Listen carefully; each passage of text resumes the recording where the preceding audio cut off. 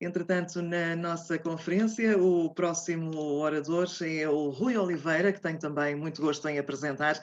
Trabalha na APSER desde agosto de 1988, é licenciado em Engenharia Têxtil pela Universidade do Minho, tem um MBA e um mestrado em Gestão pela Universidade Católica, uma pós-graduação em Gestão da Qualidade pela Universidade do Porto e é técnico superior em SST. É também auditor, coordenador em Sistemas de Gestão. Na APSER desempenhou várias funções, destacando a direção de desenvolvimento de recursos humanos externos, também COO da APSER Espanha, Unit Leader da Unidade de Negócio de Educação e Formação e atualmente é COO da APSER Brasil e Unit Leader da Unidade de Negócio da IT Security e é então o nosso próximo convidado a partilhar também a sua experiência e a sua visão sobre este estado de balbúrdia digital, que é o tema da nossa conferência deste ano. Rui Oliveira, tenha à vontade quando estiver a postos. Muito bem, bom dia a todos. Eu penso que me estão a ouvir, certo? Sim. Pronto, bom dia a todos. Antes de mais, digamos, eu queria... Deixem-me só... Eu estou a partilhar a tela. Confirmem-me só, por favor. Tudo bem. Muito bem. Pronto, então, deixe-me... Ok, muito bem. Bom dia a todos. Antes de mais, quero agradecer o convite efetuado à APSER para estar presente neste evento, promovido pelo ITCMF, e esperar e desejar que este evento sirva para reforçar ainda mais a marca e o posicionamento do ITCMF em Portugal. Pronto. O objetivo da minha intervenção como responsável da Unidade de Negócio Unit Leader é tentar passar, digamos, e partilhar algum conhecimento interno. Pronto, nós fizemos um estudo que suporta esta apresentação, um estudo que teve como objetivo, digamos, investigarmos e sabermos, digamos, quais são os requisitos normativos de duas das principais normas de certificação na gestão de serviços de IT, identificar quais são os requisitos normativos onde temos um maior número de constatações em auditoria e se ao longo do ciclo de certificação, ao longo das diferentes auditorias, esses requisitos com maior frequência de constatações vão alterando ou como é que eles vão evoluindo. Pronto, eu vou falar um pouquinho então sobre estas duas normas. Eu não estou a conseguir... agora sim. Pronto, então, relativamente, portanto, eu vou apresentar este estudo relativamente a duas normas, a 27001 e a 20000. A 27001, deixem-me voltar aqui, porque eu estou aqui um bocadinho com dificuldade, não estou a conseguir. Pronto, agora sim. Relativamente à 27001, portanto, é uma norma que especifica os requisitos para estabelecer, implementar, operar, monitorar e rever, manter e melhorar um sistema de gestão de segurança de informação, bem como os requisitos para os controles de segurança a serem implementados de acordo com as necessidades individuais da organização. A 20000, a ISO/IEC 20000 parte 1, define os requisitos necessários para que uma organização preste os seus serviços com um nível de qualidade aceitável para os seus clientes, internos ou externos. E, portanto, digamos, o nosso estudo, aquilo que eu vou apresentar, é sobre, digamos, os requisitos nestas duas normas. Pronto, é importante sabermos como é que é um processo de certificação, como é que ele ocorre, para tentarmos depois também perceber as conclusões do estudo. Portanto, nós temos uma fase, após a aceitação de uma proposta comercial, temos uma análise de candidatura. Esta análise de candidatura permite, no fundo, validar os pressupostos que estiveram na base digamos, da elaboração da proposta comercial, nomeadamente durações da auditoria, e, no fundo, termina com o clareamento da auditoria. A primeira auditoria de um ciclo de certificação é uma auditoria de concessão. Esta auditoria de concessão decorre em dois momentos, que nós chamamos auditoria de concessão primeira fase e auditoria de concessão segunda fase. Na auditoria de concessão segunda fase, se forem identificados constatações classificadas como não conformidades, é necessário o quê? É necessário que a organização candidata à certificação analise, no fundo, este relatório da auditoria, analise estas constatações e defina, se estiver de acordo, um plano de ações corretivas para cada uma das constatações identificadas. Este plano de ações corretivas, junto com o relatório da auditoria de consecução segunda fase, vão, digamos, a um comitê de decisão, onde é tomada uma decisão de certificação. Tomada a decisão de certificação positiva, é emitido um certificado de conformidade. Este certificado de conformidade tem uma validade de 3 anos e, digamos, anualmente são realizadas auditorias de acompanhamento. Portanto, nos 2 anos seguintes são realizadas auditorias de acompanhamento.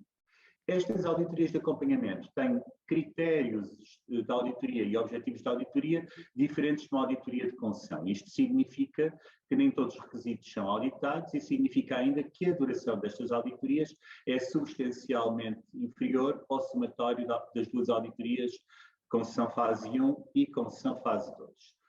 Em todas elas é produzido um relatório. Este relatório da auditoria poderá também ser identificado constatações classificadas como não conformidades.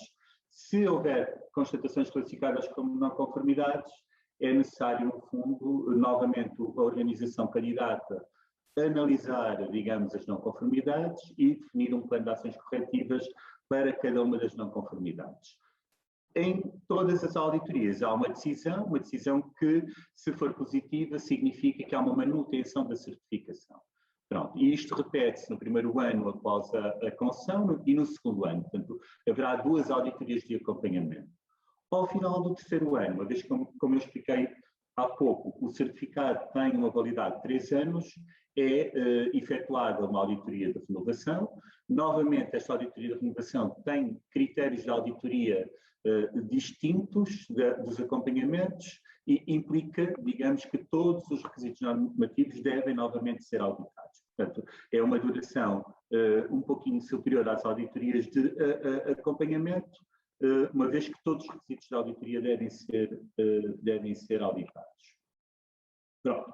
É importante também entenderem, digamos, quais são a classificação das constatações de auditoria da APSER. Nós temos, no fundo, 4 tipos de constatações de auditoria. Do meu lado direito ecrã temos oportunidades de melhoria e áreas sensíveis. Portanto, o que é que são oportunidades de melhoria? São constatações que não pondo em causa a capacidade do sistema de gestão em cumprir com os requisitos especificados, podem potenciar áreas de melhoria. Mas é importante que estas oportunidades de melhoria que sejam redigidas não incluam nem recomendações nem soluções específicas. Portanto, o acreditador não quer que elas incluam recomendações ou acreditações, porque estamos a falar de uma avaliação de conformidade e que não pode ser confundido com consultoria. Temos ainda as áreas sensíveis. As áreas sensíveis são constatações de auditoria que podem dar lugar a uma não conformidade, que pode ser classificada como menor ou maior, se a organização auditada não definir e implementar qualquer ação. Isto normalmente acontece nas auditorias, ou acontece muito, ou acontece, diria sempre, porque é esse o requisito nas auditorias de concessão primeira fase. Mas as áreas sensíveis são ainda constatações da auditoria em que a organização já identificou atempadamente uma não conformidade ou uma potencial não conformidade e está, no âmbito do seu sistema de gestão, a desenvolver uma ação corretiva que é considerada pela equipa auditora como adequada e num prazo que é aceito pela equipa auditora, Portanto, as áreas sensíveis ocorrem em todas, no fundo, em todas as auditorias ao longo de um ciclo de certificação. Do meu lado esquerdo do ecrã está a definição de não conformidade. A não conformidade é a não satisfação de um requisito normativo e esta não conformidade pode ser classificada como não conformidade menor, que é uma não conformidade que não afeta a capacidade do sistema de gestão para atingir os resultados pretendidos, ou pode ser classificada como uma não conformidade maior, ou seja, uma não conformidade que afeta a capacidade do sistema de gestão em atingir os resultados pretendidos e nas seguintes circunstâncias. Quando existem dúvidas significativas sobre a implementação de um controle eficaz dos processos ou se os produtos ou serviços cumprem com os requisitos especificados e quando, digamos, demonstra uma falha sistemática, ou seja, quando existe, de facto, um conjunto significativo de não conformidades menores no mesmo assunto ou no mesmo requisito normativo. E, portanto, é sobre as constatações de auditoria que eu vou partilhar, digamos, a experiência da APSER nos dois referenciais que falei, na 27.001 e na 20.000 parte 1. Pronto, começando com o referencial 27.001, é também aquele, digamos, onde existe o maior número de clientes, é aquele que existe o maior número de clientes e portanto, digamos, começando com a auditoria de concessão primeira fase, que é a primeira fase em que eu há pouco expliquei que só temos áreas sensíveis.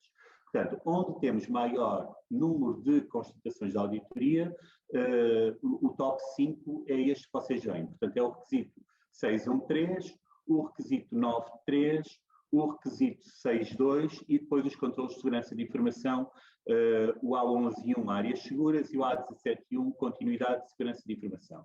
De referir que aqui na concessão primeira fase apenas temos áreas sensíveis.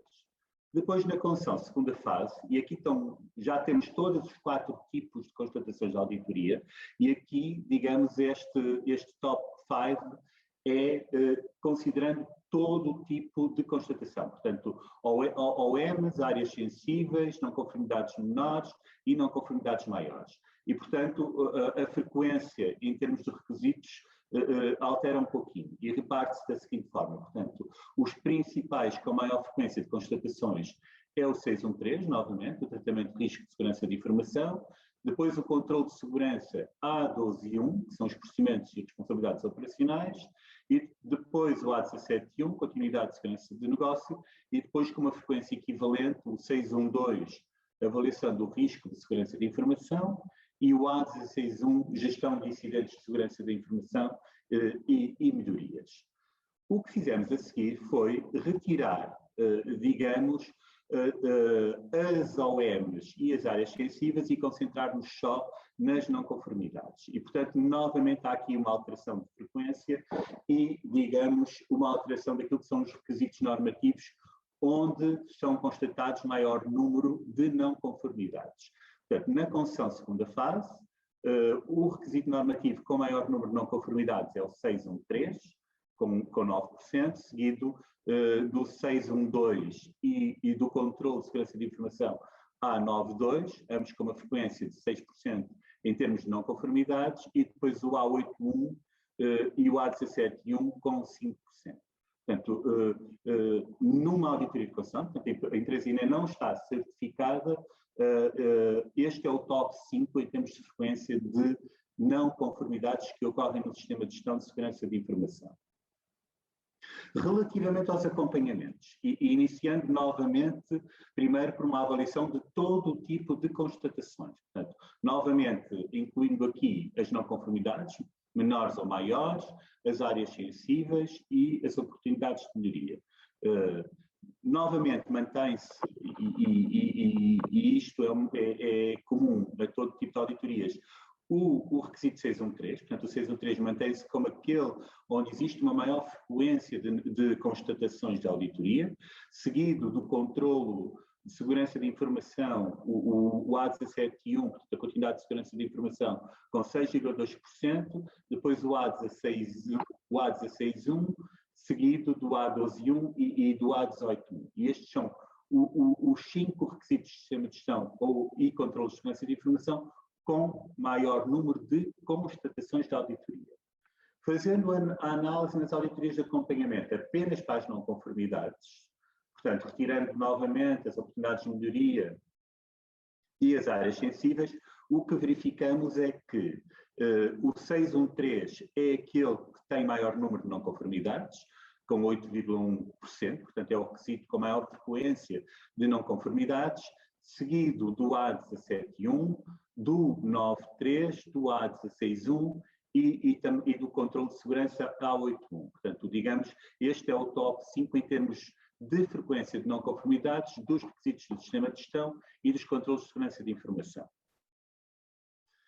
Novamente agora, e analisando as renovações, aqui esta primeira análise é novamente considerando todo o tipo de constatações, e aqui, curiosamente, aquele que tem maior frequência de constatações é o controle de segurança de informação, o A171, seguido do requisito 613, do controle de segurança A181, do A161 e do controle de segurança de informação, o A81, responsabilidade pelos ativos. Retirando, digamos, as oportunidades de melhoria das áreas sensíveis, este passa a ser este o top 5 em termos de frequência e, digamos, aquilo que verificamos é, curiosamente, digamos, o 613, o A92 e o A171 têm a mesma frequência, digamos, de não conformidades. Portanto, todos eles apresentam 7,2%, seguido do requisito 5.8 e do controle de segurança de informação A18. Pronto, e isto, digamos, foi a análise que fizemos, e é importante também partilhar isto com vocês. Portanto, esta amostra, isto não é uma amostra, é uma análise a 100% de todos os relatórios de auditoria desde 2018, portanto, 18, 19, 20 e 21. Para termos também uma ideia, digamos, do tipo de constatações. Portanto, o que é que nós concluímos? Concluímos que as oportunidades de melhoria e as áreas sensíveis representam 75% das constatações de auditoria. Isto é muito claro nas auditorias de renovação e nos acompanhamentos, um pouco menos claro na concessão de segunda fase. Mas eu diria que a maioria das constatações de auditoria que são identificados nos relatórios da 27.001 são, digamos, oportunidades de melhoria, seguido de uma forma mais ou menos equivalente de áreas sensíveis e de não conformidades classificadas como não conformidades menores. Curiosamente, as não conformidades maiores não ocorrem tanto nas concessões de segunda fase e ocorrem mais nas auditorias do ciclo normal, quer nos acompanhamentos, quer nas renovações, embora a sua expressão seja muito reduzida relativamente, digamos, ao conjunto de constatações de auditoria. Uma outra informação interessante é percebermos que, com exceção da auditoria de concessão primeira fase, com exceção desta auditoria, nas restantes auditorias,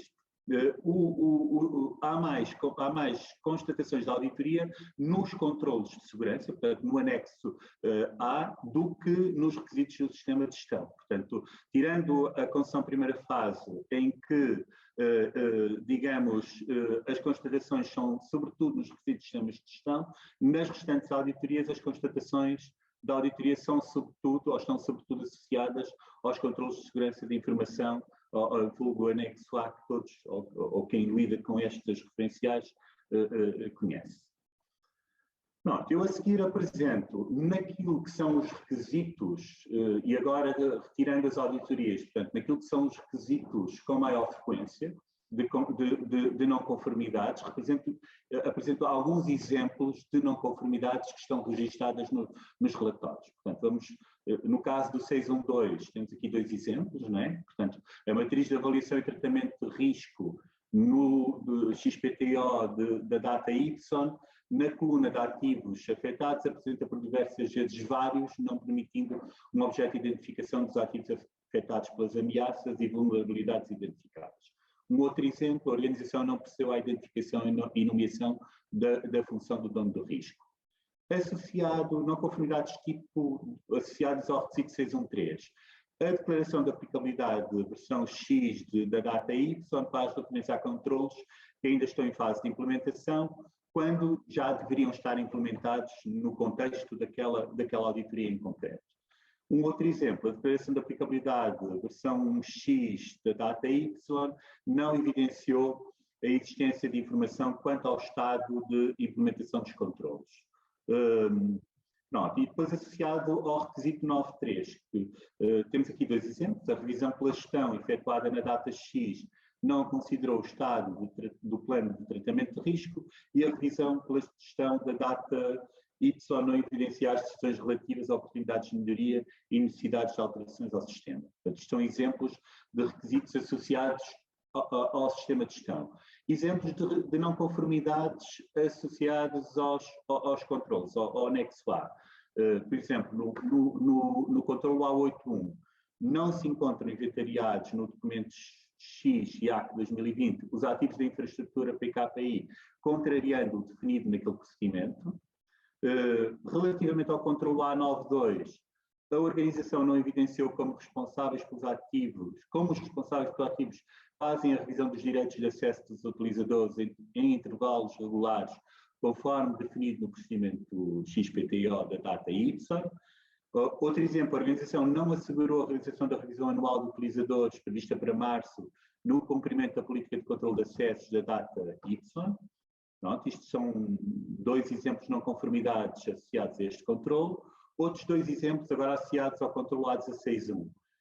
A organização não evidenciou os lessons learned na sequência de eventos ou incidentes de segurança, tal como definido no procedimento do XPTO, gestão de incidentes da data Y, e temos ali a evidência de 2 incidentes que não foram tratados. Ou então, outro exemplo, a metodologia de gestão de incidentes definida no procedimento XPTO da data Y não define como devem ser comunicados os eventos de segurança e os pontos fracos de segurança e como são avaliados e classificados em incidentes de segurança. Mais 2 exemplos de não conformidades, um associado ao controle A17.1. A organização não determinou os requisitos de segurança de informação e da continuidade de gestão da segurança de informação em situações adversas. Nota a constatação recorrente proveniente do relatório anterior. Associado ao controle de segurança A18.1, a organização evidenciou a identificação da legislação e normas, mas não identificou os requisitos aplicáveis nem estabeleceu uma metodologia para o seu cumprimento. Evidência, índice de legislação e normas na data, digamos, XPTO, em que estava identificada esta legislação. Pronto, e agora vamos sair, digamos, da norma 27.001, vamos entrar na norma 20.000 parte 1. Portanto, nesta norma existe menos organizações certificadas.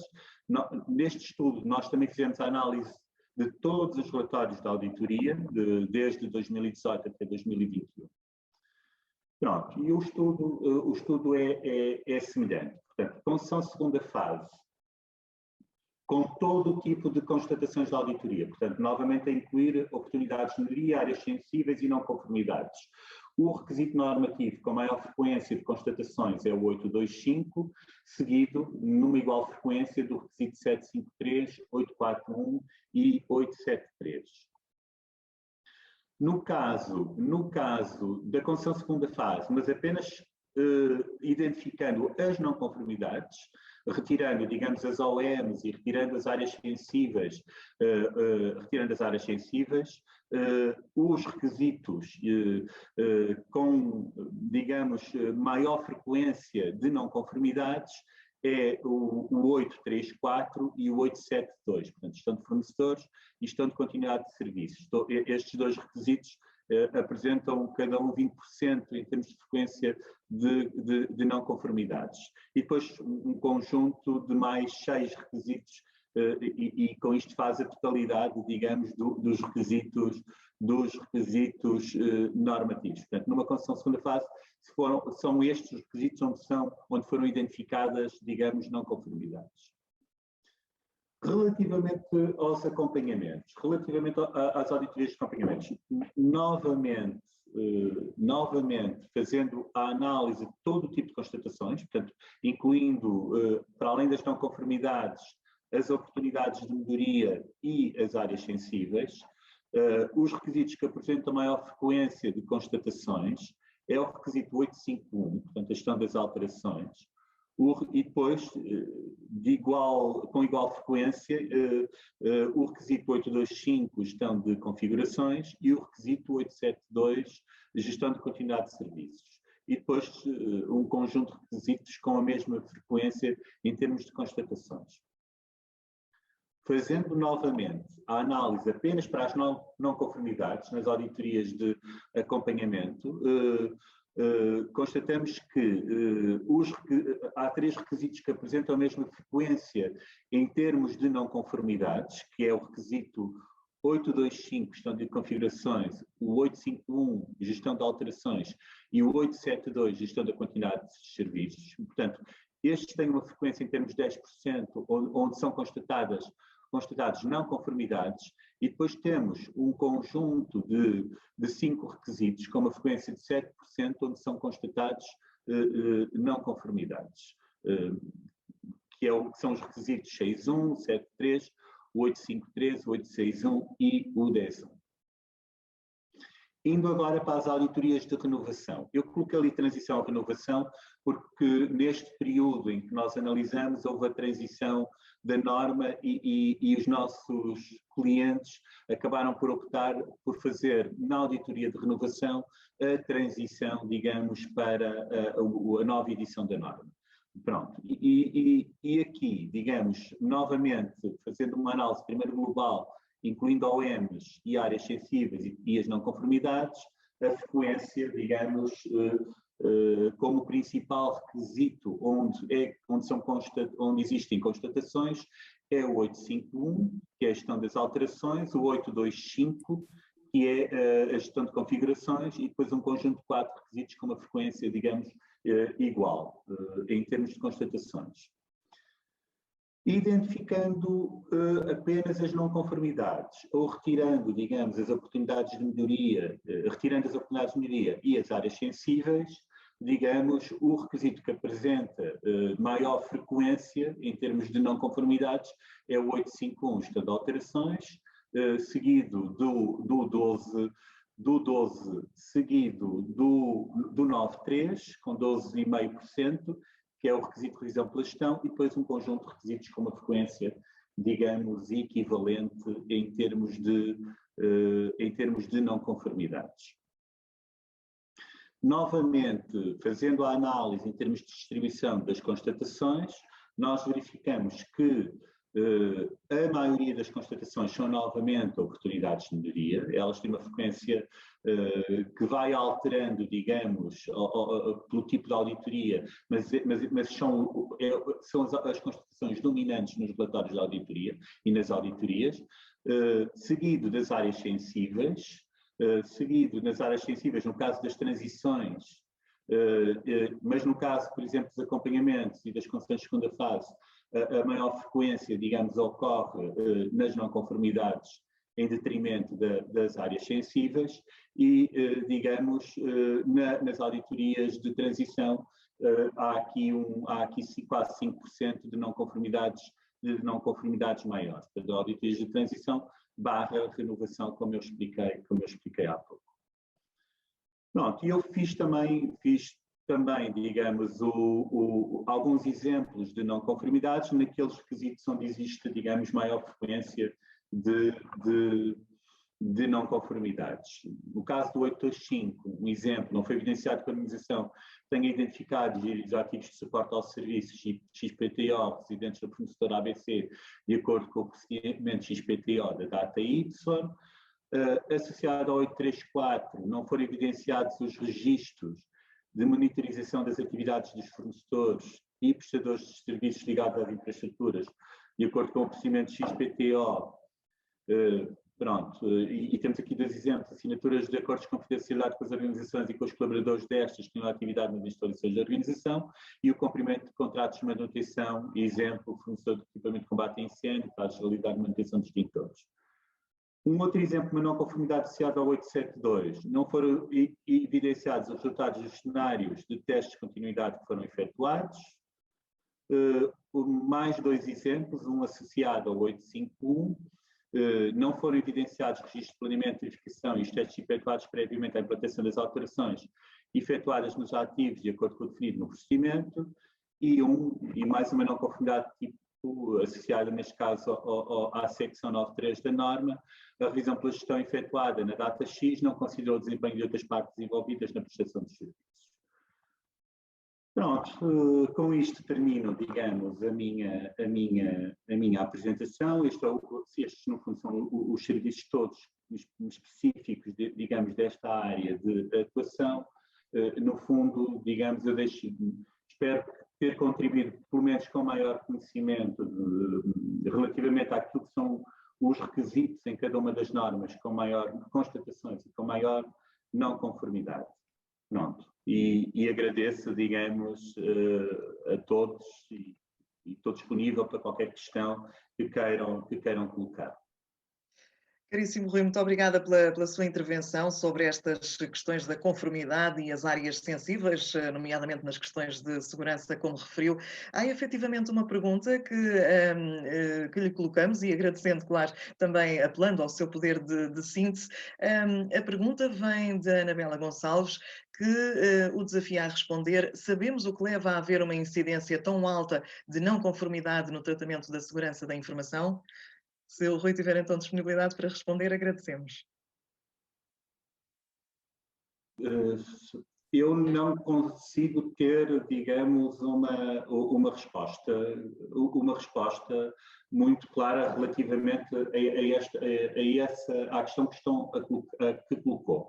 Pronto, eu diria que se calhar esse requisito é um requisito-chave do sistema, digamos, de segurança de informação e sendo um requisito-chave do sistema, portanto, estamos a falar, salvo erro, do requisito, deixe-me verificar, do requisito 613 ou 612, correto? Pronto, é o 612, avaliação do risco de segurança de informação. Eu diria, eu não tenho uma resposta clara, eu não consigo dar uma resposta clara. Eu, relativamente ao 613, para mim é mais claro que seja aquele onde existe uma maior frequência, porque tem a ver com a declaração de aplicabilidade que a organização considera como aplicável no seu sistema de gestão de segurança de informação e, portanto, faz-me sentido, digamos, que neste requisito faz-me sentido, no âmbito de 27.001, que neste requisito haja um maior número, digamos de não conformidades e de constituições de auditoria. Relativamente ao 612, eu diria que, como estamos a falar da avaliação e tratamento do risco, eu diria que, se calhar, a metodologia necessita, ou as diferentes metodologias implementadas pelas organizações necessitam ainda de alguma melhoria e, por isso, em contexto de auditoria, digamos, os olhos do auditor, de uma terceira parte, possa identificar, digamos, algum desvio relativamente à norma de referência. Mas eu não tenho tanta certeza disto que estou a dizer. Não tenho uma resposta muito clara. Rui, acreditamos que terá sido também elucidativa para quem colocou a questão. Muito obrigada pela sua intervenção. Até uma próxima oportunidade.